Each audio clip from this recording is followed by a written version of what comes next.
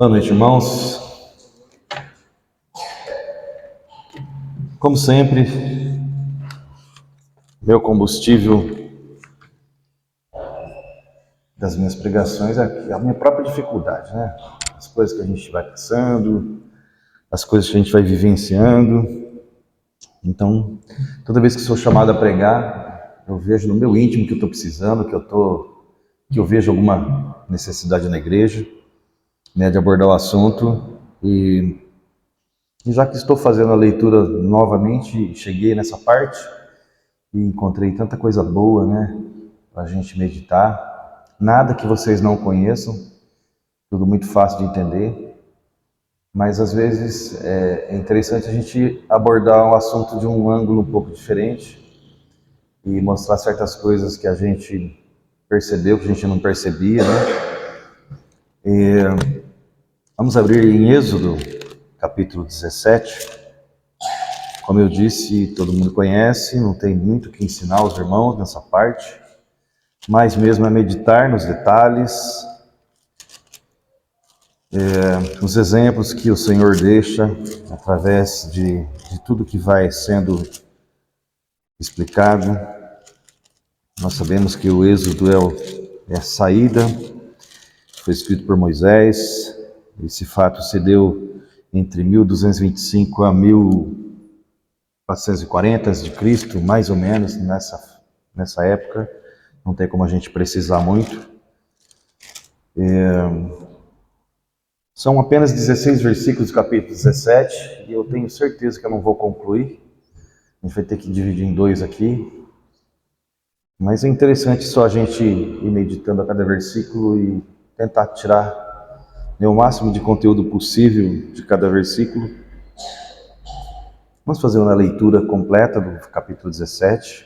Interessante a gente, né, relembrar a história. Aí a gente vai tirando uns pedacinhos para a gente ruminar cada versículo. Depois de toda a congregação dos filhos de Israel partiu do deserto de Sim pelas suas jornadas, segundo o mandamento do Senhor, e acamparam em Refidim, e não havia ali água para o povo beber. Então contendeu o povo com Moisés e disse: dá-nos água para beber. E Moisés lhes disse: por que contendeis comigo? Por que tentais ao Senhor? Tendo, pois, ali o povo sede de água, o povo murmurou contra Moisés e disse: por que nos fizeste subir do Egito para nos matardes de sede, a nós e aos nossos filhos e a nosso gado? E clamou Moisés ao Senhor, dizendo: que farei a esse povo? Daqui a pouco me apedrejarão. Então disse o Senhor a Moisés: passa diante do povo e toma contigo alguns dos anciãos de Israel, e toma na tua mão a tua vara, com que feriste o rio, e vai. Eis que eu estarei ali diante de ti sobre a rocha, em Horebe, e tu ferirás a rocha, e dela sairão águas, e o povo beberá. E Moisés assim o fez, diante dos olhos dos anciãos de Israel. E chamou o nome daquele lugar Massá e Meribá, por causa da contenda dos filhos de Israel, e porque tentaram ao Senhor, dizendo: está o Senhor no meio de nós ou não? Então veio Amaleque e pelejou contra Israel em Refidim. Pelo que disse Moisés a Josué: escolhe-nos homens e sai a peleja contra Amaleque. Amanhã eu estarei no cume do outeiro, e a vara de Deus estará na minha mão. E fez Josué como Moisés lhe dissera, pelejando contra Amaleque, mas Moisés, Arão e Hur subiram ao cume do outeiro. E aconteceu que quando Moisés levantava a sua mão, Israel prevalecia, mas quando ele baixava a sua mão, Amaleque prevalecia. Porém, as mãos de Moisés eram pesadas por isso. Tomaram uma pedra e a puseram debaixo dele, para sentar-se sobre ela, e Arão e Hur sustentaram as suas mãos, um de um lado e outro de outro, assim ficaram as suas mãos firmes, até que o sol se pôs. E assim Josué desfez Amaleque e seu povo a fio da espada. Então disse o Senhor a Moisés: escreve isto para memória num livro e relata-os aos ouvidos de Josué, que eu totalmente hei de riscar a memória de Amaleque de debaixo dos céus. E Moisés edificou um altar e chamou o seu nome, o Senhor é minha bandeira. E disse, porquanto jurou o Senhor, haverá guerra do Senhor contra Amaleque de geração em geração. Vamos orar. Nosso querido Deus e bondoso Pai, abençoe agora, Senhor, essa meditação nesses versículos, que o Senhor possa nos ajudar, que possamos tirar o conteúdo espiritual de acordo com a Tua vontade desses versículos, que possamos ajudar a igreja, ser ajudados também por Ti, que essa igreja possa crescer na fé, se manter firme na Tua doutrina. Por Jesus, nós pedimos e agradecemos. Amém. Então, como eu disse, irmãos, não tem nada de novidade, todos conhecem essa passagem. E a gente vê no versículo 1, né, que a congregação dos filhos de Israel partiu do deserto de Sim pelas suas jornadas, segundo o mandamento do Senhor, e acamparam em Redifim, e não havia ali água para o povo beber.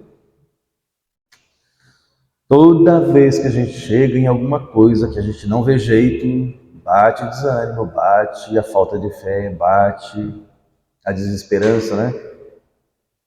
E com esse povo não foi diferente, né? E eles tiveram que passar por duas provas aqui.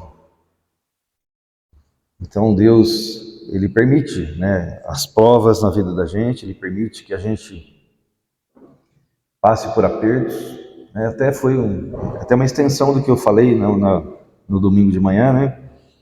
Muitas vezes não é por um erro nosso, por uma falha nossa, mas junto com um país, com uma cidade, com um vilarejo, com uma família que tem desagradado a Deus, então a gente às vezes padece junto.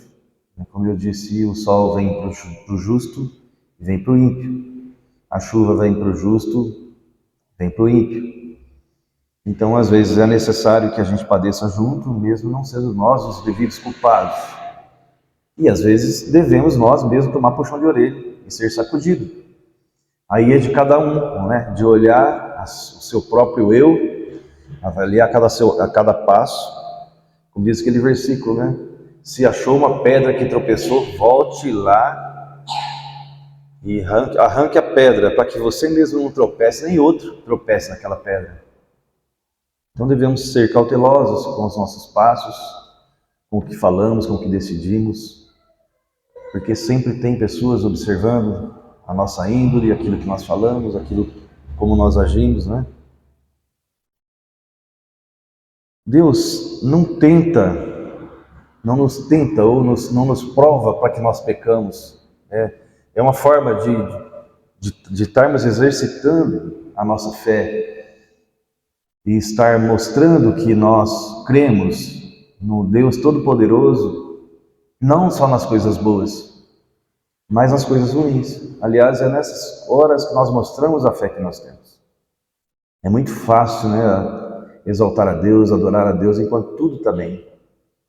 Mas na hora que a coisa começa a pegar, que você começa a esbarrar com problemas, com conflitos, é onde você mostra a fé que você tem, e onde você mostra a sua estrutura espiritual. Jamais devemos nos abater. Hoje, nesse mundo que nós vivemos mesmo, né? Tantas coisas que acontecem, né? A gente não deve ficar abatido, porque a própria Bíblia relata que seria assim. Por que ficar tão surpreso com tantas catástrofes, com tantas desgraças acontecendo, né? E é só o começo, a palavra de Deus diz. É só o começo. Então Deus não tenta a gente para que a gente caia no pecado, né? Mas certamente Ele testa a nossa fé, sim. Em Tiago 1:3, não precisam ir lá, a gente vai ver vários versículos, então não vou ficar esperando os irmãos acharem, porque senão a gente vai perder tempo e eu não vou conseguir chegar nem no versículo 6, que é o meu objetivo. Vamos lá. Tiago 1:3 diz, pois vocês sabem que a prova da sua fé produz perseverança.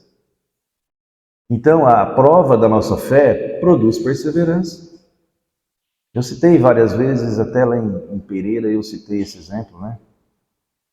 A gente passa com o carro num lamaçal, numa estrada de terra bem molhada, cheia de barro, e derrapa para cá, derrapa para lá, escorrega, e você naquele desespero, acelera muito, patina, acelera menos, o carro não vai, e você não sabe o que faz, e vai para o barranco, você conserta, vai para o barranco do outro lado, o carro quer virar. Quem passou por isso já sabe o que eu estou dizendo. E é um sufoco, a gente fica, não dá muito tempo de orar, não dá tempo de você pensar em muita coisa e usar técnica, ali é mais por instinto mesmo, né? Mas quando você sai do outro lado, que você pegou terra firme, que você escapou daquele risco, daquele sufoco, que você olha para trás, que você vê lá o rastro do carro que quase caiu no barranco, quase foi para o abismo do outro lado, virou. Você vê que fica nítido da estrada, né? Na lama, aquele estrago que você fez com o pneu do teu carro, né? Aí você observa e fala, puxa vida, né? Graças a Deus, estou aqui, me livrei desse sufoco, né? Quase caí lá, olha, quase virei o carro ali, mas estou aqui seguro, Deus me livrou agora, né? Mas na hora que você estava passando lá, não tinha muita fé para você falar, oh, graças a Deus eu estou aqui, né? É só depois que você passa, que você olha o que você passou, que você vê que Deus te protegeu, então, enfim, você, ufa, né? Vem a bonança, você respira tranquilo, mas consegue ver lá atrás o risco que você passou. Então é uma sensação muito boa quando a gente passa por isso, não é? Você percebe que Deus agiu, que Deus trabalhou. Não dependeu do seu instinto tanto, mas dependeu da mão de Deus. Uma coisa desse tipo. E o que seria melhor para a tua parte espiritual? Você ter passado ali sem dar nenhum escorregão, ou você ter passado por tudo isso e ter escapado? Então, certamente, quando a gente passa por um momento da vida da gente que a gente não tem conflito, que a gente não tem problema, que a gente tá tudo certo, você está trabalhando legalzinho, o dinheiro está entrando, você está comprando tudo que você quer, está tudo certinho, belezinha, as coisas estão acontecendo. Olha, irmãos, às vezes falta emoção, falta fervor de alma de se render a Cristo e falar, olha, Senhor, muito obrigado. E tudo certo. Mas quando você passa por aquela dificuldade, que você sofreu, que você penou, mas que você passou por aquilo e Deus deu o livramento, é muito melhor, é muito superior, né? O seu sentimento, o seu fervor para com Deus. Então, às vezes é melhor você passar por dificuldades para você reconhecer a mão de Deus na tua vida, para você enxergar o valor de ser um servo do Senhor. Esqueça que você vai ter só um mar de rosas, como muita gente prega por aí. Você vai crer em Cristo, tudo vai dar certo, né? Você vai ser bem sucedido, vai ser promovido, vai ter uma casa boa, vai ter um emprego bom, vai ter um carro bom, Deus vai te dar o melhor marido, vai te dar a melhor esposa, vai te dar filhos perfeitos e lindos. Gente, onde que a Bíblia fala isso? Nós não encontramos base para crer dessa forma. A Bíblia fala que a gente vai ter os problemas, o pobre sempre vai estar na terra. Então, não dá para pensar por essa linha de raciocínio, né? Então, algumas coisas a gente tem que notar, né, nesse primeiro versículo ainda. Mesmo estando consciente de estarmos obedecendo a Deus, não devemos baixar a nossa guarda. A gente tem que estar sempre atento às circunstâncias, a gente tem que estar sempre melhorando a nossa fé, a nossa servidão. Tem sempre como melhorar. Então, jamais a gente deve cair num acômodo e dizer assim, não, tá bom, eu estou indo na igreja, estou fazendo evangelismo na praça, aí eu toco piano, eu faço regência, e aquilo virar uma rotina. A gente jamais deve ter as coisas de Deus como rotina.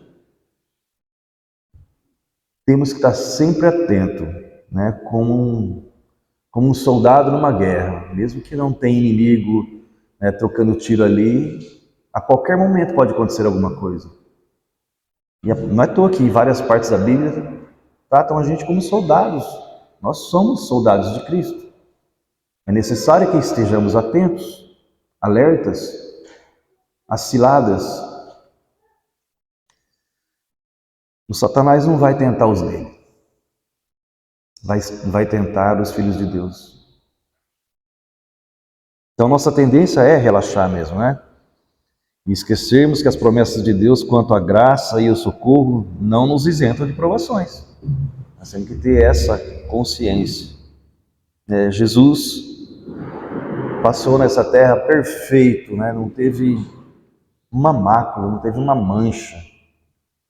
Ele diante dos entendidos da lei, dos conhecedores, né? Dos filósofos, dos escribas, todos aqueles que realmente procuravam defeito nele, ele falou: quem dentre vós me convence, né, de algum erro, de algum pecado? Né?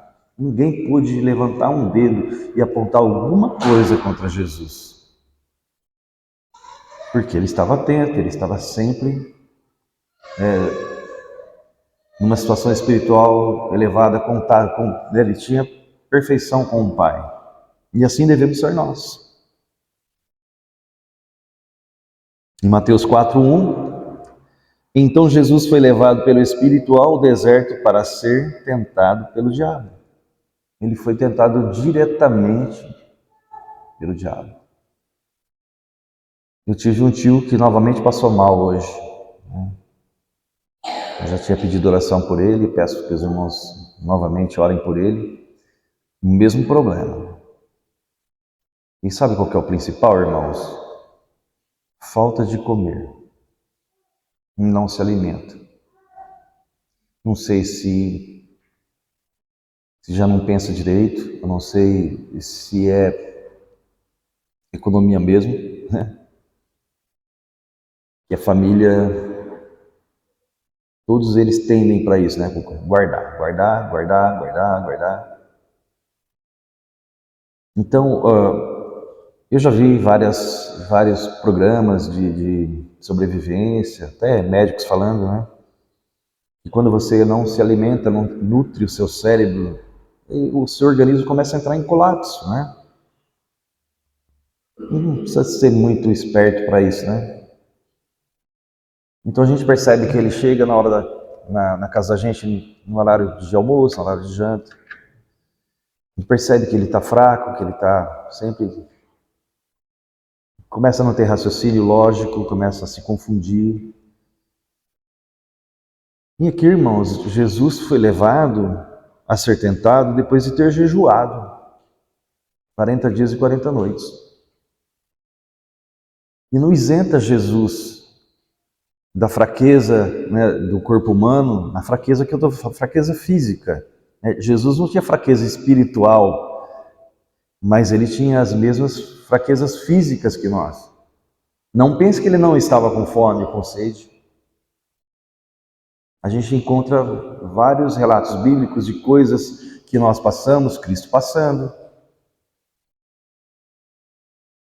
Quando a tempestade chegou no barco e grande era a fúria do mar, os apóstolos desesperados, o que Cristo fazia? Ele estava dormindo. Ele estava fingindo que estava com sono. Faz de conta que eu estou com sono e vou dormir? Não, Cristo não tinha isso, né? Se ele estava dormindo, ele estava com sono, ele estava cansado. Lá quando Cristo viu a falta de fé de Marta e Maria, o menor versículo da Bíblia lá em João, Jesus chorou. E ele estava fingindo, era lágrimas de crocodilo? Não, Jesus se entristeceu. Ele chorou porque ele estava realmente triste, profundamente triste, de ver a falta de fé. Então, irmãos, Jesus aqui, ele estava fisicamente fragilizado. E ele foi tentado diretamente pelo Satanás. E nem por isso ele sucumbiu. Assim devemos ser nós.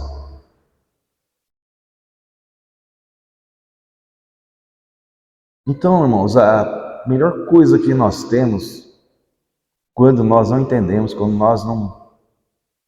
quando vemos em nós a falta de fé, a falta de entendimento, a falta de compreensão, né, do porquê das coisas, a melhor coisa, irmãos, é orar. Orar, a gente vai ver aqui, ó, a primeira coisa que Moisés fez, Quando pressionaram ele, o que ele foi fazer? Ele foi orar. Jesus, na agonia de ser crucificado, quando chegou a hora, ele sabia que ia ser crucificado, estava chegando a hora dele, o que ele foi fazer? Ele foi orar.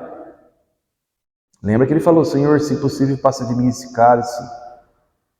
Cristo estava fingindo ali? Não. Cristo estava aflito. Ele sabia cada tapa que ele ia tomar no rosto, irmãos. Se possível, passa de mim esse cálice, mas seja feita a tua vontade e não a minha. Ele também sabia que se não passasse por isso, não haveria salvação para mim e para você, e nem para o mundo todo. Então, o melhor remédio, quando nós estamos tristes, não entendemos, não compreendemos, oração é a nossa melhor ferramenta, a nossa melhor arma. Versículo 2 aqui da nossa leitura. Então contendeu o povo com Moisés e disse, dá-nos água para beber. E Moisés lhes disse, por que contendeis comigo? Por que tentais ao Senhor? Tendo, pois, ali o povo sede de água, o povo murmurou contra Moisés e disse, por que nos fizeste subir do Egito para nos matar de sede a nós e aos nossos filhos e ao nosso gado? Esse povo já tinha visto 10 pragas lá no Egito que não afetaram a eles. Havia separação em tudo. O que afetava o povo do Egito não afetava o povo hebreu. Morria o gado do Egito, não morria nenhum cachorrinho lá dos hebreus. Se é que tinha, não sei como que era, devia ter. Mas nenhum cabrito, nenhuma ovelha, nada se perdia. Quando os gafanhotos comiam a plantação, comia dos egípcios, não do hebreu. Já tinham visto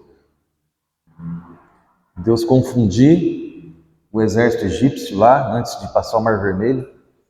Ficaram a noite toda e não conseguiram passar por aquele obstáculo que Deus, de alguma forma, colocou ali. A gente não sabe explicar exatamente como era, mas a gente sabe que eles não conseguiram passar de um determinado lugar para atingir o povo. Já tinham visto o mar abrir, o Mar Vermelho abrir, eles passar em terra seca. E agora eles estão achando que iam morrer de sede, a eles e todo o gado.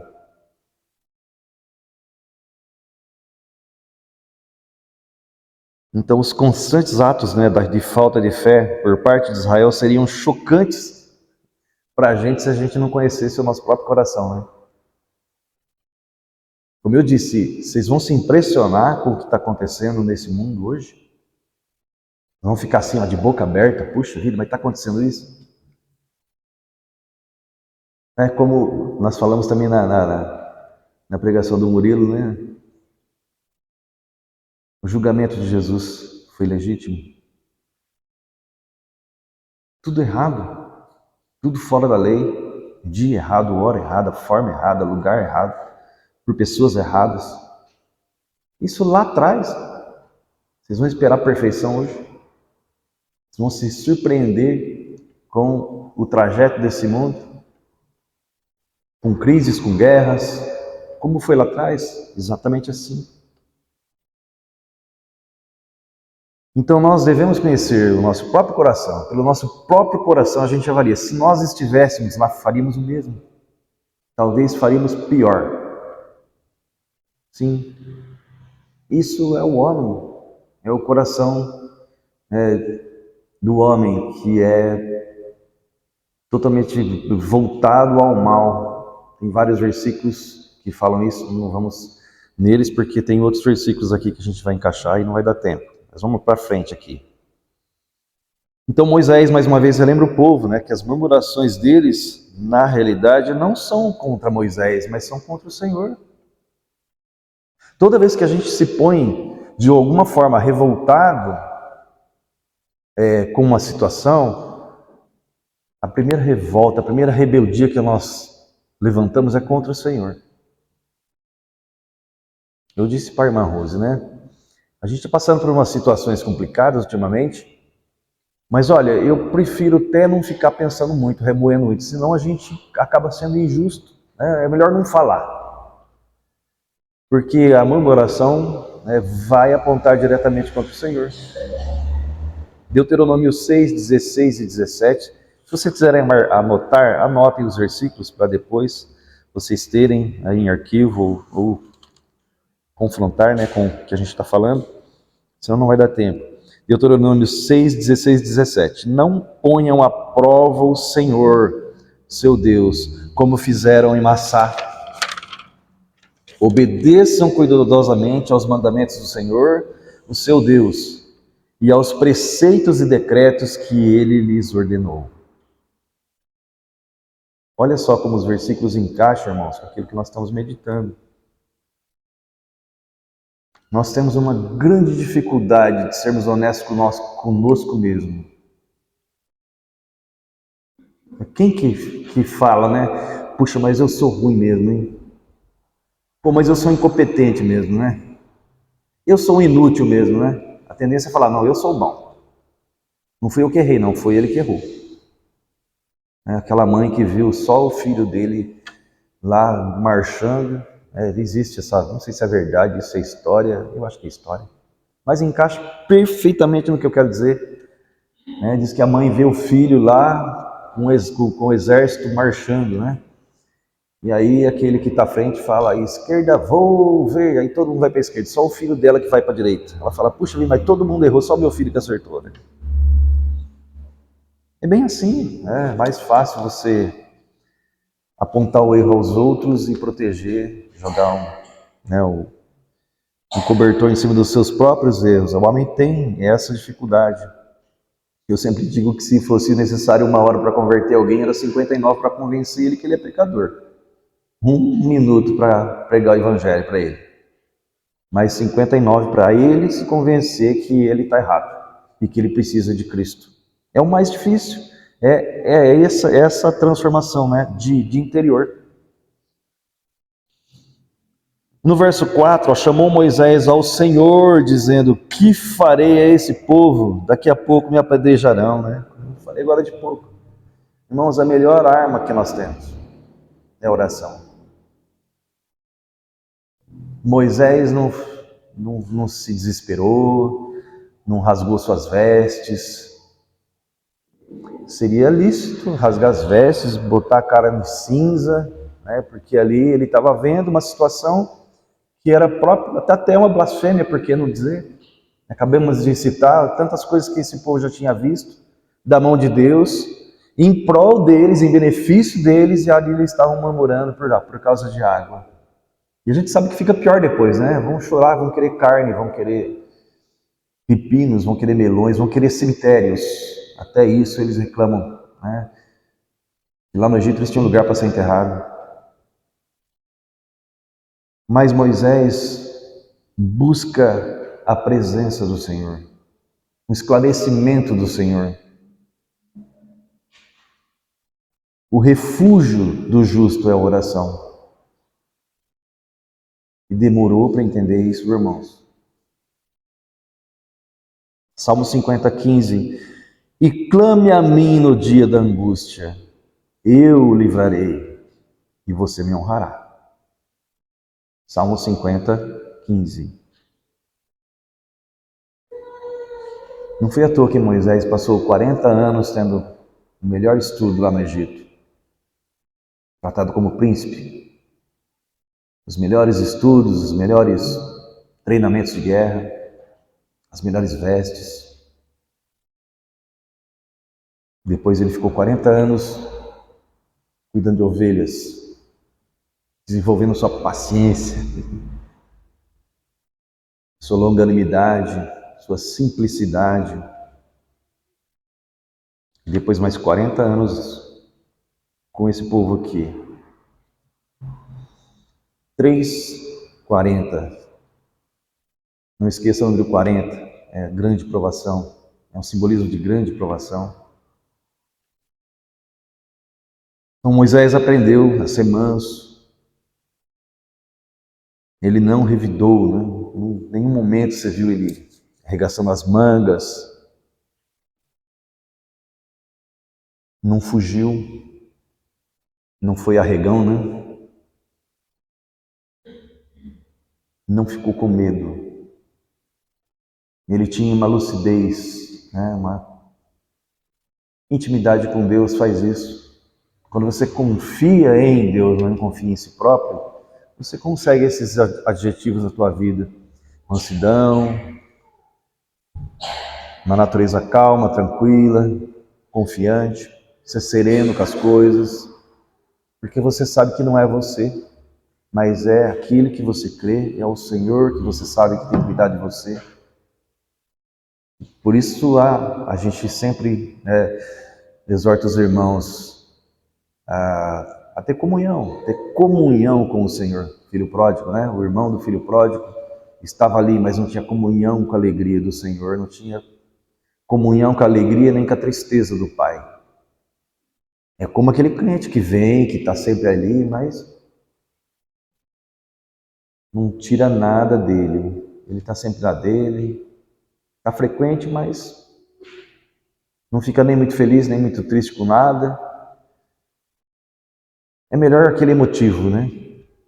Que às vezes até fala que não deve, mas está ali, ele sente, ele sofre junto, ele se alegra junto. É assim que o crente deve ser, né?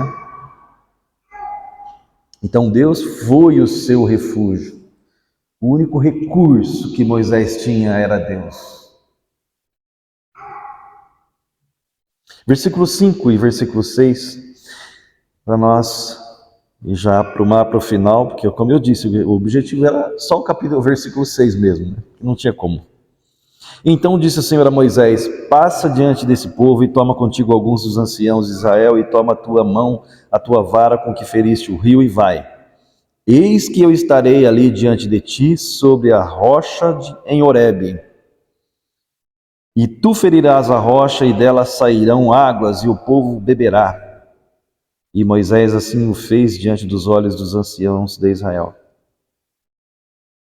Veja o que Deus disse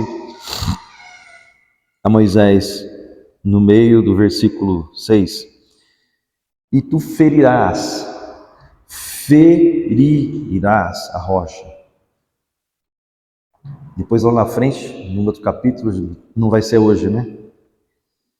Mas ele fala, falarás a rocha. Aqui é para ferir, lá não era para ferir, era para falar. Mas esse vai ficar para outro dia. Então tu ferirás a rocha e dela sairão águas e o povo beberá. Simbolismo sensacional, maravilhoso que nós tiramos disso, né? Mais uma vez Deus provê para Israel uma maneira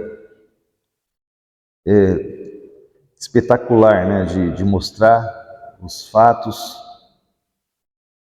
enquanto realmente, literalmente, ele estava matando a sede do povo com esse milagre, mas tem um simbolismo sensacional que a gente não deve ignorar. Então ele estava provendo alimento às nossas almas com esse incidente, é algo que a gente pode palpar hoje, né? Israel recebeu manifestações simbólicas do Salvador muitas vezes, e esta foi uma delas, porque esta rocha simbolizava Cristo. Por isso que aqui era para ferir, tinha que ferir. E a segunda vez que era para falar, e ele feriu, né, não foi aceito o perdão, porque quebrou esse simbolismo, né? Cristo não precisa morrer duas vezes, ele não precisa sofrer duas vezes.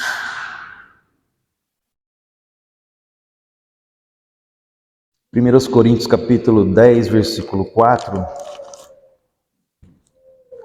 diz assim, e beberam todos de uma mesma bebida espiritual, porque bebiam da pedra espiritual que os seguia, e a pedra era Cristo. Então a rocha era uma figura de Cristo. A vara era um simbolismo de poder, né? O cajado autoridade, né? Julgamento de Deus. Isto é visto repetidamente nos primeiros 16 capítulos de Êxodo. E a gente tem que entender essas simbologias, né? E porque isso traz espiritualidade para a gente, traz uma confiança maior naquilo que nós estamos lendo.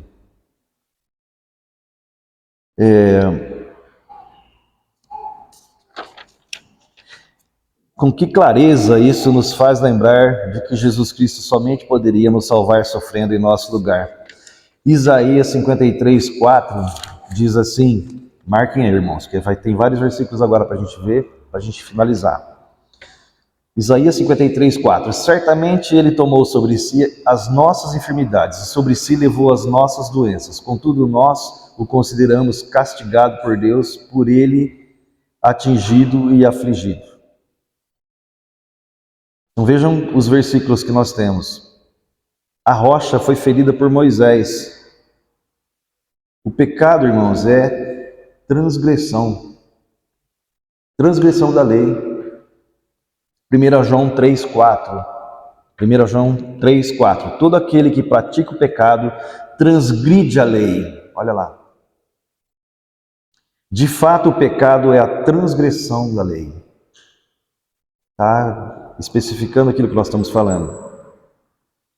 A morte é o preço, é a sua penalidade.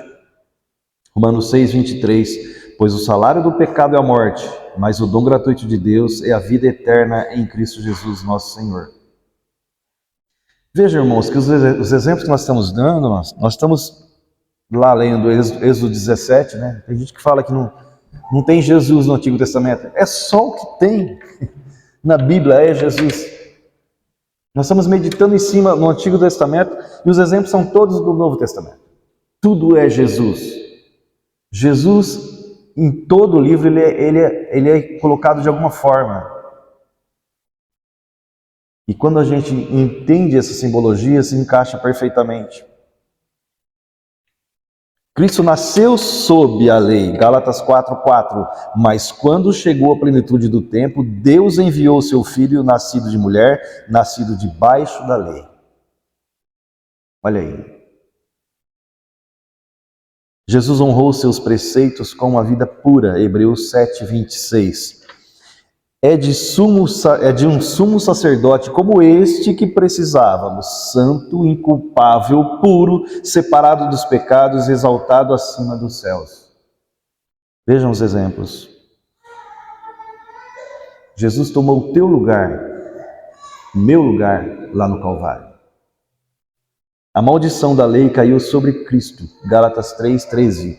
Cristo nos redimiu da maldição da lei, quando se tornou maldição em nosso lugar, pois está escrito, maldito todo aquele que for pendurado no madeiro. Lembrando que Cristo não tinha pecado. Ele se fez pecado por nós. E por isso essa comparação lá da rocha. A rocha apontava para Cristo.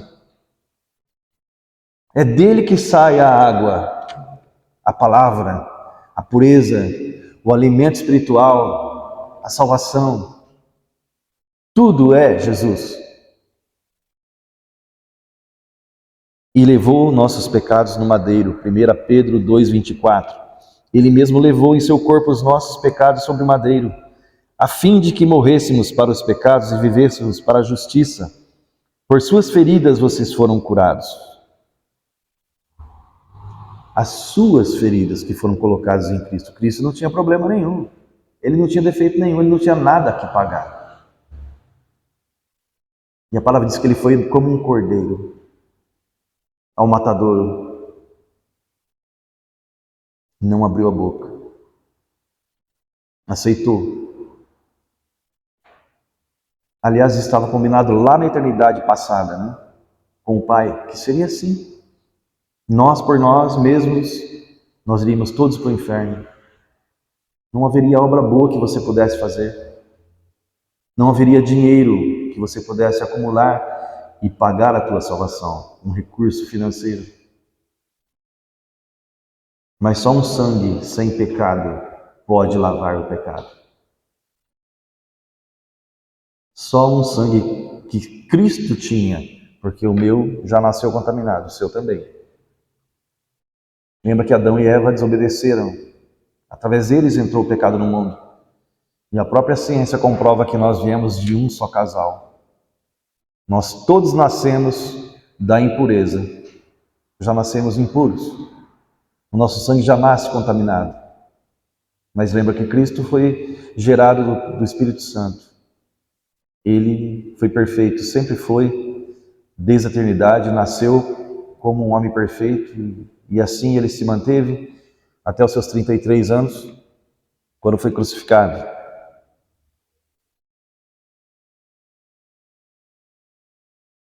Então tudo isso que nós acabamos de dizer, irmãos, está tipificado no ferir da rocha pelo legislador de Israel. A rocha foi ferida com uma vara do divino poder e julgamento. Quando Cristo padeceu por nós no Calvário, ele estava sofrendo a justa ira do Pai sobre o pecado, não sobre ele, sobre o pecado. Nós jamais odiamos uma pessoa, mas nós odiamos o pecado da pessoa. Se chegar aqui uma pessoa, qualquer tipo de pessoa, ela vai ser muito bem recebida por nós. Mas nós não vamos alisar os seus erros. Aqui nós temos compromisso com a verdade. Se tem alguma coisa nessa pessoa que está em divergência com a palavra de Deus, nós vamos tratá-la com atenção, com amor, com respeito. Mas vai ser apontado onde ela tem que se corrigir. Tudo isso com amor também. Não é com ofensa, não é com violência, mas apontando a verdade do Senhor. Esse é o compromisso de todo crente. Não se acovardar diante de situações, mostrando a verdade de Deus. E essa verdade está registrada na Bíblia. Zacarias 13:7. Levante-se, ó espada, contra o seu pastor, para que o meu companheiro, declara o Senhor dos Exércitos, fira o pastor e as ovelhas se dissiparão, e voltarei minha mão para os pequeninos. Acho que eu pulei uma página. Não, tá certo.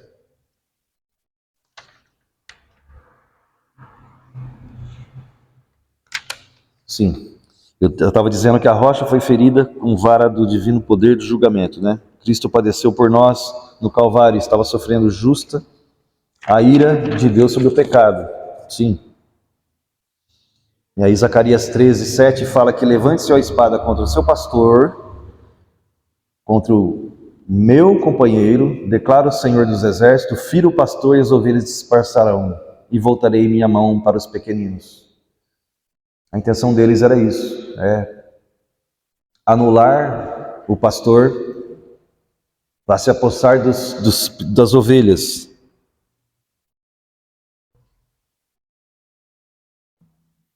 Quando uma igreja vai bem, quando uma igreja tem um ótimo pastor, um ótimo dirigente, pode ter certeza que o alvo vai ser ele. Enfraquecendo o pastor, fazendo com que ele erre, com que ele escorregue, todo o rebanho vai ser fácil de tragar. O diabo sabe trabalhar, irmãos. E ele calcula certinho sua presa. O raciocínio dele está muito acima do nosso. Então, só para a gente fechar o nosso estudo de hoje, a gente vai voltar depois para a segunda parte, a partir do versículo 6.